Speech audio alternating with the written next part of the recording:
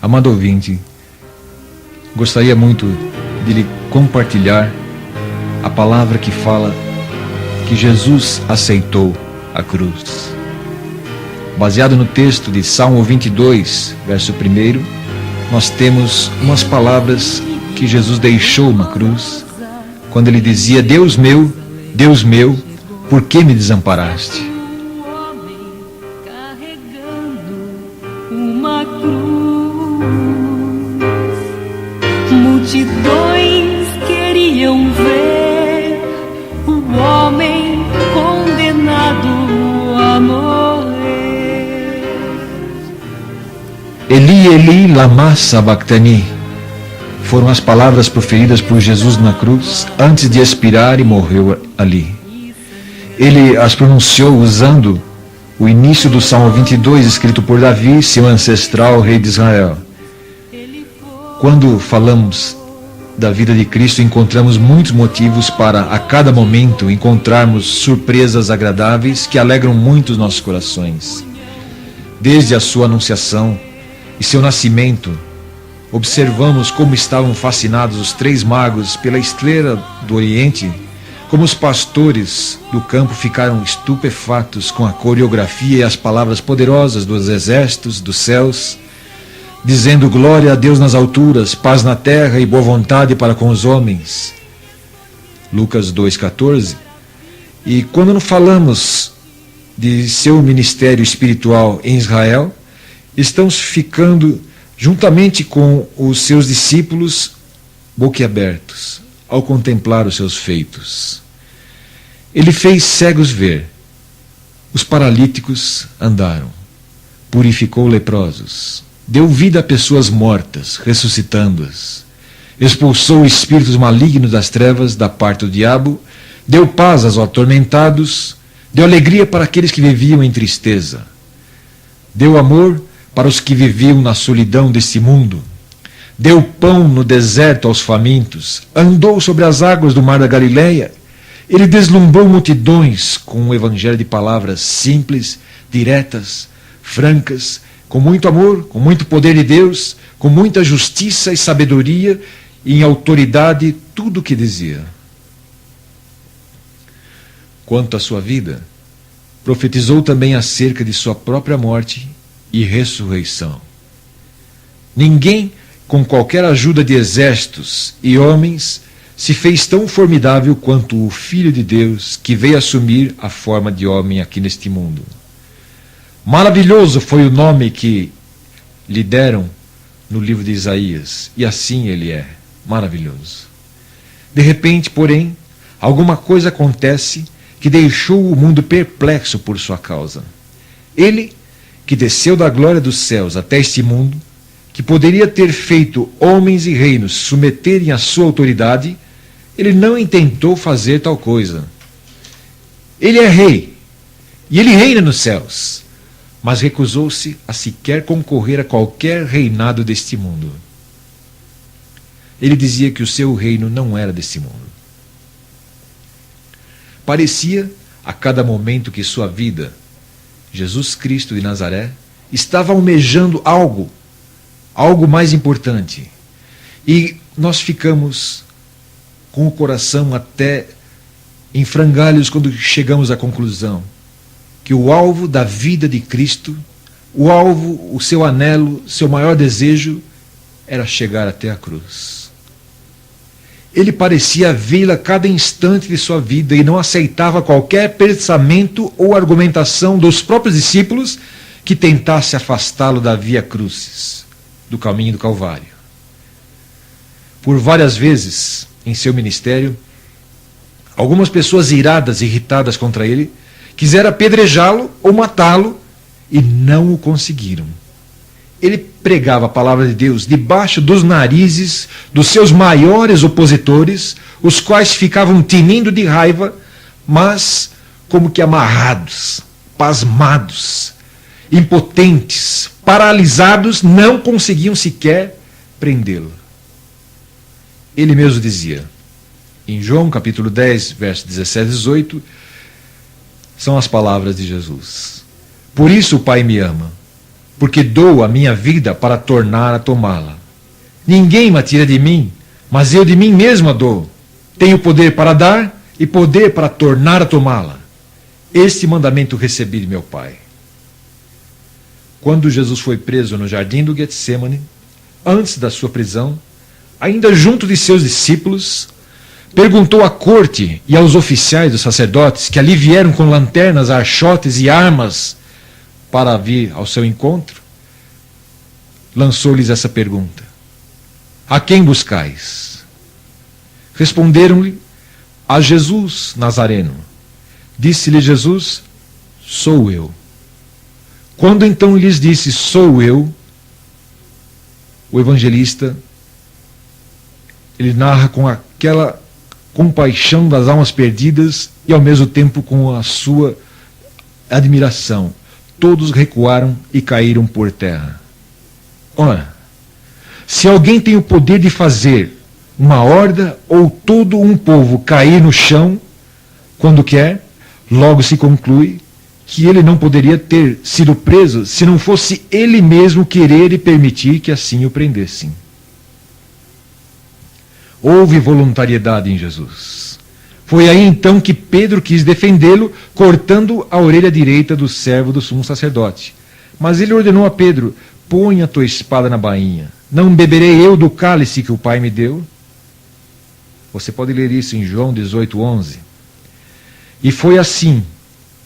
E ele foi conduzido à presença da Suprema Corte dos Judeus e depois a reis, para que fosse visto no momento em que os pecados desse mundo estavam pesando sobre os seus ombros. Era esse o seu maior alvo em toda a sua vida. Ele não veio para ter uma vida regalada, mas optou por ser pobre e carpinteiro em Nazaré. Ele não quis nem mesmo se casar, porque tinha um alvo maior. Durante toda a sua vida, ele estava desejoso de assumir as minhas e as suas culpas, os nossos pecados perante Deus. Ele estava desejoso e ansioso por tomar a cruz romana, nos seus ombros, e como uma ovelha muda diante dos seus imoladores, ele caminhar até chegar ao Monte Calvário e ali ser crucificado. No Calvário, crucificado, ele não estava anestesiado. E suas dores foram muito profundas. Ele nem suportou o peso da cruz para chegar até lá. Precisou ser ajudado. As costas estavam ardendo de chicotadas, a cabeça sangrando com uma coroa de espinhos, depois de uma noite de vigília sob torturas, e o sofrimento de ver que os do seu próprio sangue, da sua própria raça, da sua própria carne, estavam não somente desamparando-o, como estavam clamando pela sua morte. Mas ele sofreu calado, e calado enfrentou a cruz.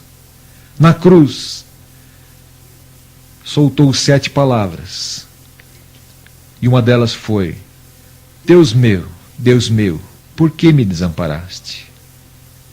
Sabe, não era uma queixa. Mais do que uma queixa, era uma pergunta que trouxe à nossa mente a faculdade de pensarmos, para que todos nós pensássemos por quê. Por que Deus desamparou a Jesus na cruz? Ele não merecia. A resposta a essa pergunta é: Deus o desamparou porque naquele momento o grande alvo de Jesus estava se cumprindo.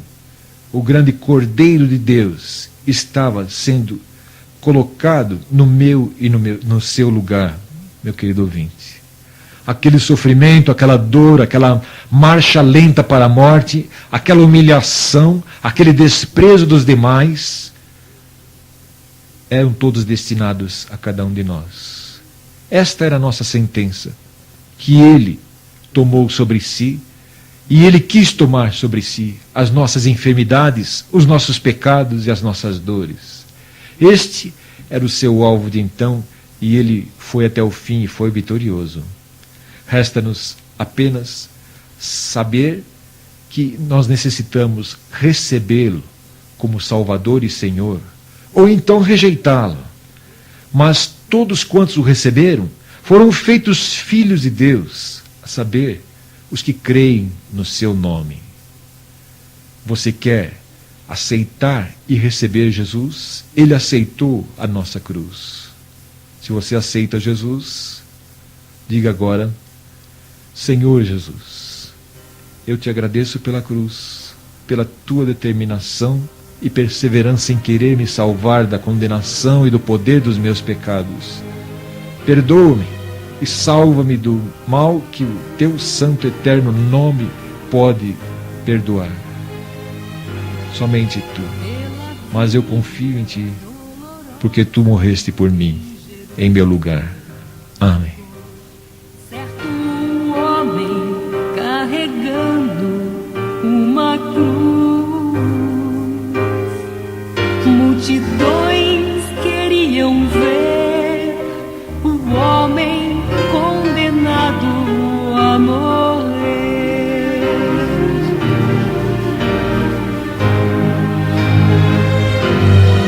Ele estava tão ferido e sangrava sem parar, coroado com espinhos, ele foi, e em dor pôde ouvir o escárnio dos que o punham pra morrer. Pela via dolorosa que é a estrada do horror, qual ovelha veio Cristo, Rei Senhor, e Ele foi quem escolheu dar a vida por ti e por mim. Pela via dolorosa, meu Jesus sofreu assim.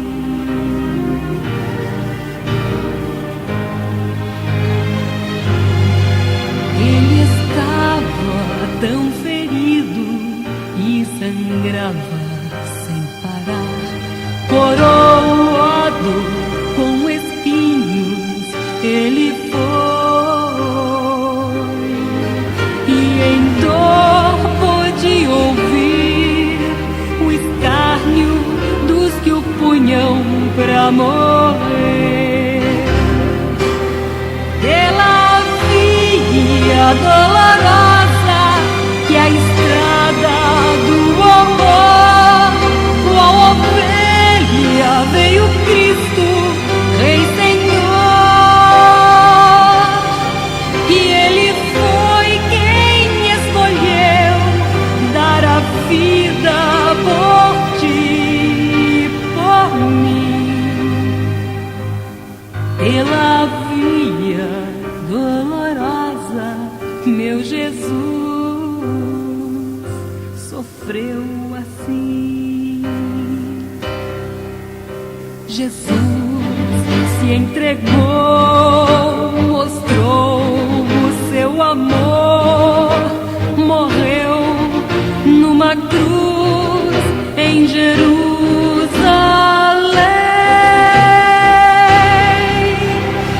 Pela via dolorosa que é a estrada do horror, qual ovelha veio Cristo, Rei Senhor,